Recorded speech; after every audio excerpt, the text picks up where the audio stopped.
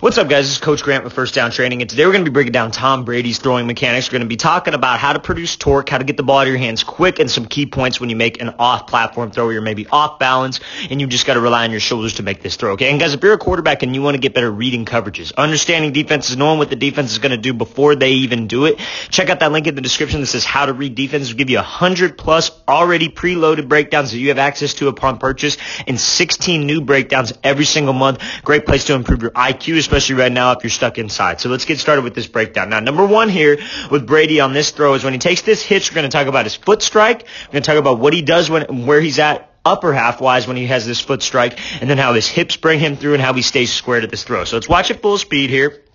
So he's going to make this throw, shoulders go back, and you see, I want you to see this position where he's able to finish right now first, right? So you see how he's completely square with his upper half, right? And that's where he's throwing. He's throwing this thing to the left. I wish we had a look from a camera angle behind him, but we're going to work with what we got. I want you to see how he never swings his front side out of the throw to generate power, right? I think this is something that a lot of quarterbacks struggle with, is when they take this ball back, right? So let's start from the very top. You see when he starts to push off of this back throw, he's almost bringing that knee through, right? What a lot of people do in terms of this back leg push is they'll leave that back leg behind them. They'll push and they'll lock this back leg out. They have a long front stride. And if you had something like in between your knees, like a beach ball, that beach ball would fall out. You want to think of it like you're trying to keep a beach ball in between your knees and you're trying to just rotate through. So you see how he hitches up, he's here, he wants to drive, and he gets that front foot in the ground right now. Slight bend to that front leg, right? So he's got the ground force. You're pushing from that back leg, you get your front foot in the ground, you have a slight bend in your knee, that's the ground force. Now, we got to be able to turn that ground force into rotational force from your hips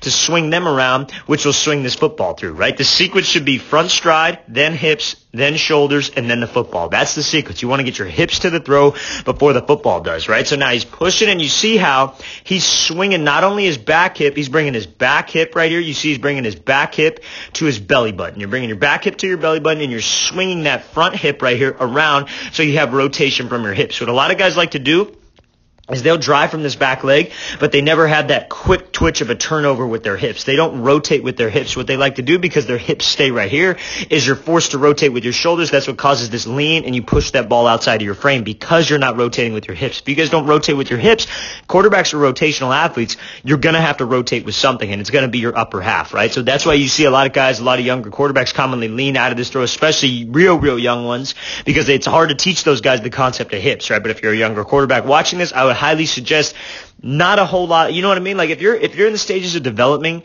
you see this all the time. Coaches will have them out there throwing fades, deep fades, throwing on the run, throwing all these crazy throws, doing all these crazy drills, when really mechanics should be the thing that you're emphasizing with the younger guys. Because if you get in those good habits early, it's a lot easier when you get up to that high school 8th grade level, and you could just have a smooth transition into high school ball and then from high school to college ball, right? So that's obviously that's ultimately the end goal. I know. But at the end of the day, youth football, it's about developing, right? You want to be able to develop. So if there are any youth quarterbacks watching this kind of thing, focus on your mechanics. I can't stress that enough. If you can get this stuff down that we're emphasizing with Brady here, that makes life a lot easier when you get a little bit older. So now back to this thing here.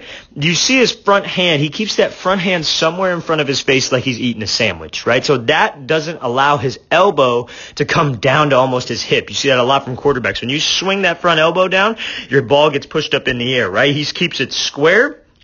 And you see this guy's legs right in the way. But you see when he finishes here, shoulders are square to the target, hips are square to the target. You could pretty much draw a square with his body, and that hand is somewhere by his face. Now, Brady likes to keep that hand on the opposite collarbone. It doesn't even need to be necessarily right there.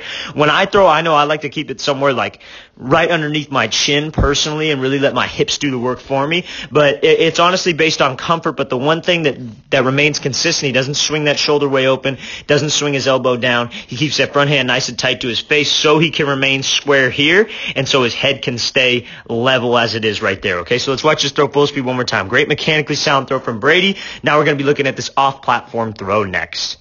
So you see how when he's here in this throw, he emphasizes this follow-through a lot, right? So anytime we're throwing and maybe we're off balance, right, the key is your hips, the key is your shoulders being able to rotate, and your follow-through. Okay, those are the 3 key points that I try to hit with all my quarterbacks when we work off-platform kind of throws, which is something that I'm a firm believer in, because there are not a whole lot of times, especially at Brady's level, that you have your feet set, right? You look at a guy like Aaron Rodgers, hardly has his feet set. You look at a guy like Who's another good one? Sam Darnold. I know he's not as you know what I mean, as accredited as Aaron Rodgers.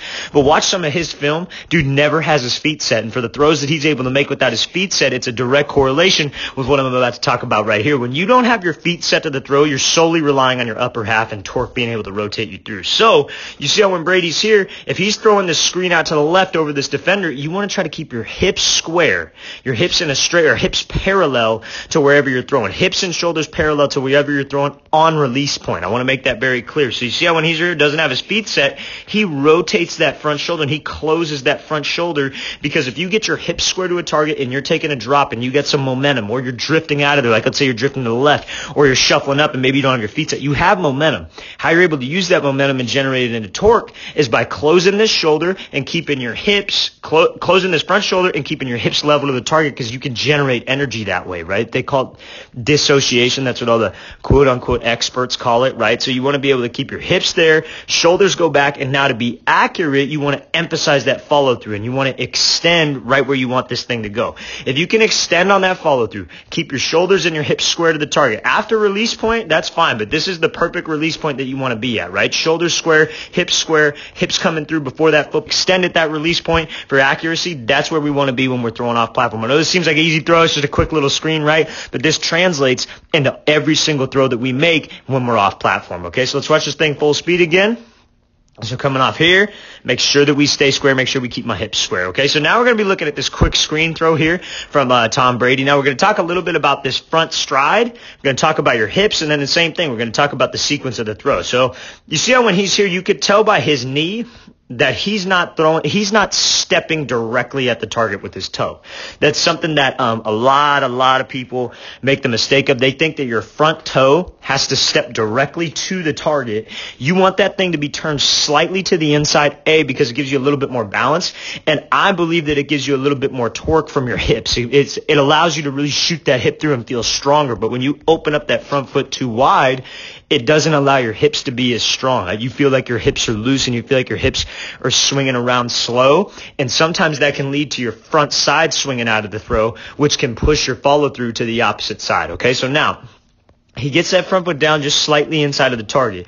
But when his front foot hits the ground, I want you to see he's closing that shoulder. Reason being is now his hips are going to be able to rotate around. He's going to be able to swing that front hip open as well. And that's how you generate torque. It's like that slingshot. When you could keep that shoulder back and you could drive around with your hips and you could rotate, it's like a slingshot of torque as long as you keep that arm tight, right? That's what we were talking about in the very first clip. So you see how much his hips are starting to rotate through. His hips get square or parallel to the target, and you see his shoulders are parallel to the target as well. And at release point, right, and his release point's at a very clean spot, you see how his chin never changes spots, right? His chin stays at the exact same spot the entire time throughout the throw. You keep your head level, because if you swing that elbow down, you push your follow through up. You lean out of it with your head, you push your follow through out. You swing that shoulder open and you kind of replace, like so many guys will start here with that left shoulder and they'll finish with their left shoulder where their right shoulder is right now, right? That's not how we want to finish on this throw. We want to stay square to the target, shoulders back as you strike the ground with that front leg to create that torque. And again, extending that follow through at the target for accuracy. Make sure we're staying square. It's a great three mechanically sound throws here by Brady. Let's watch this thing full speed. So stay in square, let that thing pop, let that thing drive with your hips. All right, guys, I really want to thank you for watching. I really appreciate it. I hope this gave you guys some value and kind of cleared up some things mechanically. If you had any questions, again, if you're a quarterback and you want to get better at reading coverages, understanding defenses, check out that link in the description. 100-plus breakdowns, 16 new breakdowns every month. That's 4 every single week on different coverages, different looks, and different plays to beat those coverages. And if you guys got any questions, please feel free to leave those in the comments section. I'll get back to you as soon as possible. I'll see you guys next time.